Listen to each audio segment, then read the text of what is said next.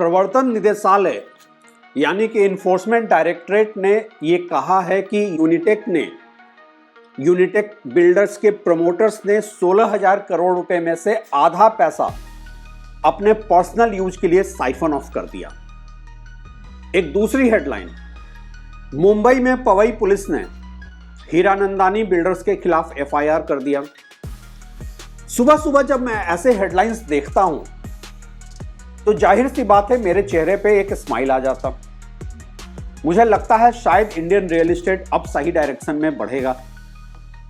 और फिर मैं निकलता हूं अपनी रिपोर्टिंग करने, मिलता हूं घर खरीदारों से, उनके दुख दर्द से रूबरू होता हूं और ये रियलाइज करता हूं कि ये जो हेडलाइंस हमें दिखाया जा रहा है ये इंडियन रियल एस्टेट की सच्चाई नहीं है।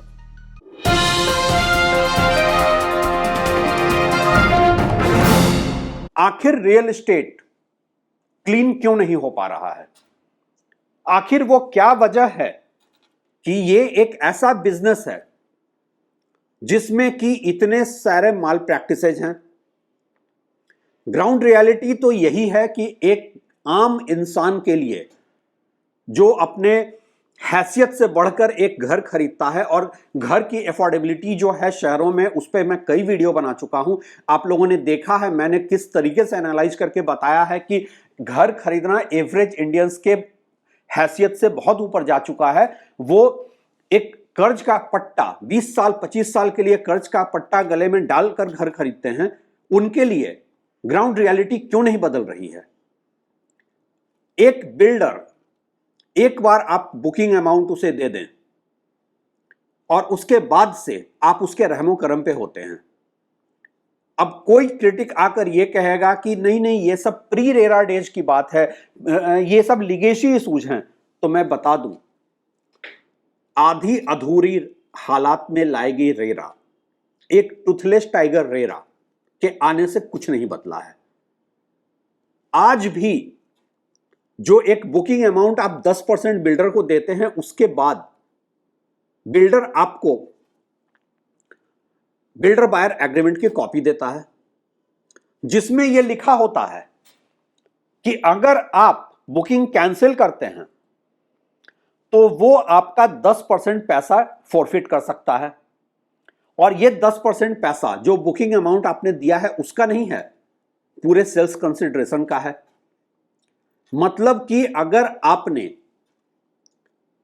1 करोड़ के घर को खरीदने के लिए 10 लाख रुपए दिए और आप बिल्डर बायर एग्रीमेंट से सेटिस्फाइड नहीं हैं, तो आपका पूरा 10 लाख रुपए फॉरफिट कर लेगा बिल्डर।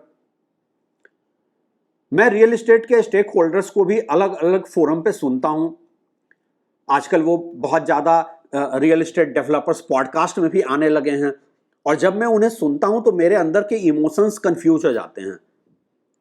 मुझे लगता है कि मेरे अंदर एक स्पिरिचुअल फीलिंग आनी चाहिए उनकी बात सुनकर, या बचपन में जो हम लोग अमर चित्र कथा पढ़कर फैंटेसी जोन में चले जाते थे, मैं उस स्टेट ऑफ माइंड में चला जाऊं।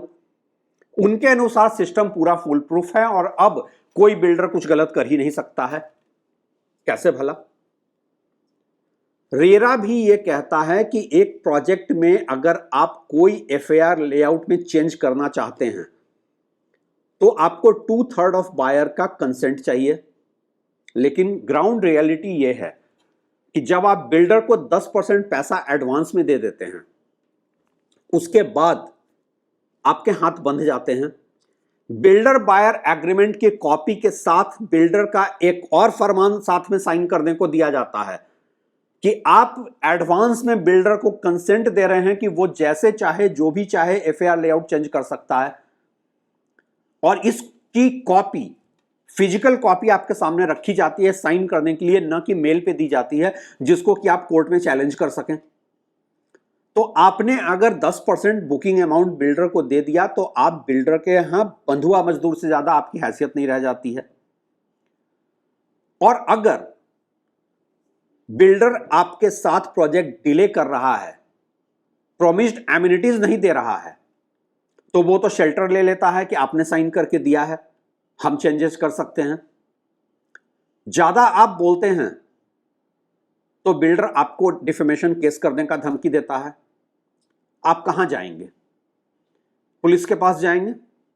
एक नहीं 50 एग्जाम्पल मेरे सामने है जब पुलिस वाले साफ कहते हैं भाई हम बिल्डरों के मामले में नहीं पड़ेंगे। अगर कोई क्रिमिनल एक्ट नहीं हुआ है तो आप कोर्ट में जाइए, रेरा में जाइए, हम बिल्डर के मामले में नहीं पड़ेंगे। आप अथॉरिटी में जाते हैं, अथॉरिटी वाले अपना पल्ला झाड़ लेते हैं। पहली बात यह कि अथॉरिटी का कोई सीनियर ऑफिशियल आपसे मिलेगा ही नहीं, और अगर मिलेगा एहसान दिखाते हुए तो आपको ज्ञान दे देगा। आप एओए फॉर्म कर लीजिए, आप कोर्ट में चले जाइए। एओए फॉर्म करना इतना आसान है? बिल्डर होने देता है? पहली बात, वो आपस में ही सबको लड़वा कर रखेगा। दूसरी बात, अगर आपने फॉर्म कर ली, वो कहेगा हम आपको रिकॉग्नाइज नहीं करते। ले देकर आप कोर्ट में जाएंगे। कोर्ट में कितने साल आप धक्के खाएंगे? और ये तो सुप्रीम कोर्ट ने भी माना है कि कितने बायर हैं जो लेंथी और कॉस्टली लिटिगेशन में लड़ सकते हैं। ज्यादातर लोग, आम नौकरी पेशा इंसान जिसने एक कर्ज का भारी भरकम पट्टा गले में डालकर घर खरीदा है, उसके पास कोर्ट में जाकर बिल्डर के खिलाफ लंबी लड़ाई लड़ने का रिसोर्स नहीं होता है। क्या एक फास्ट ट्रैक कोर्ट की जरूरत नहीं है अगर नीयत साफ हो इस सेक्टर को सुधारने की? दूसरी बात, आप एक 50 रुपए का टूथपेस्ट खरीदते हैं, आप उस पर रिव्यू दे देते हैं मल्टीनेशनल कंपनी के खिलाफ कि मुझे इसका टेस्ट पसंद नहीं है, ये प्रोडक्ट ठीक नहीं है। बिल्डर के खिलाफ आप कुछ भी लिखते हैं, वो आपको डिफेमेशन केस में खींचता है।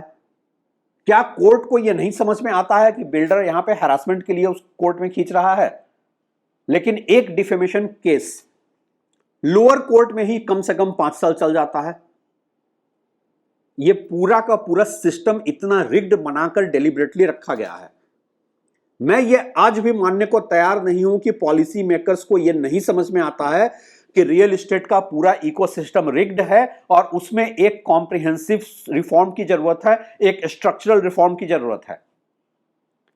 बात यहां कॉम्प्लेक्सिटी की नहीं है, बात यहां इंटेंशन की है। रियल एस्टेट का मार्केट कुछ हेडलाइन मैनेजमेंट के भरोसे अगर आपको लगेगा कि रिफॉर्म हो रहा है, तो रियल एस्टेट में ना कोई रिफॉर्म आज तक हुआ है। कॉस्मेटिक चेंजेस को मैं रिफॉर्म नहीं कहता हूं, बीच बीच के पॉलिसी इंटरवेंशंस को मैं रिफॉर्म्स नहीं कहता हूं। अगर रिफॉर्म्स हुआ होता तो बिल्डर्स के अंदर एक डर होता, उनको एक सिस्टम का डर होता। लेकिन आज का हर बिल्डर इतना रेकलेस है अपने होम बायर को लेकर कि उसे सिस्टम का डर नहीं है। वो जानता है कि वो गलत भी है, तो भी वो आपको लिटिगेशन में खींचकर सालों साल परेशान कर सकता है। आपको वो प्रोजेक्ट टाइम पे नहीं देता है, प्रॉमिस्ड एमिनिटीज नहीं देता है, उसके बाद मेंटेनेंस भी कम से कम 5 साल 7 साल 10 साल अपने पास रखता है, और आप चाहकर भी उसके खिलाफ लड़ नहीं पाते हैं। कौन है इसका जिम्मेदार?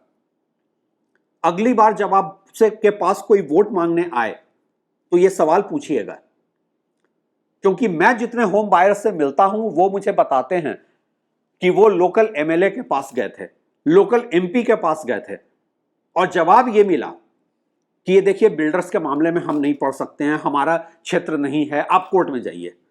अगर सारे फैसले कोर्ट में ही होने हैं, 5 साल से 10 साल के बीच की कानूनी लड़ाई लड़कर ही होने हैं, तो फिर हम आपको वोट भी क्यों दें?